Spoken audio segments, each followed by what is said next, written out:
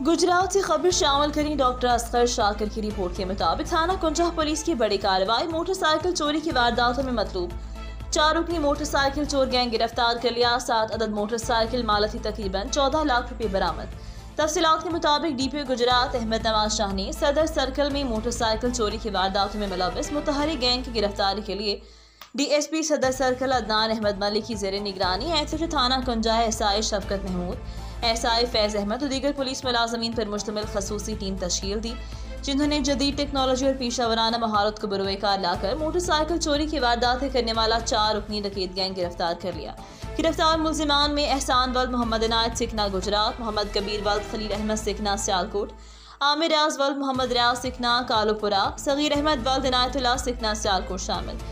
दौरान इंटेरोगेशन मुलजिमान ने इंकशाफ किया इलाके समेत शहर के मुख्तलिफ मकामात पर खड़ी मोटरसाइकिलों को मखसूस शाबे लगाकर चोरी कर लेते हैं। मुलजिमान ने गुजरात के मुख्तलिफ इलाकों में मोटरसाइकिल चोरी की मौतद वारदातों का इंकशाफ किया, जिनके कब्जे से 7 अदद न्यू मॉडल मोटरसाइकिल मालती तकरीबन 14 लाख रुपए बरामद कर लिए। मुलजिमान की तफ्तीश जारी, जिसमें मजीद इंकशाफात मुतवक्किल हैं।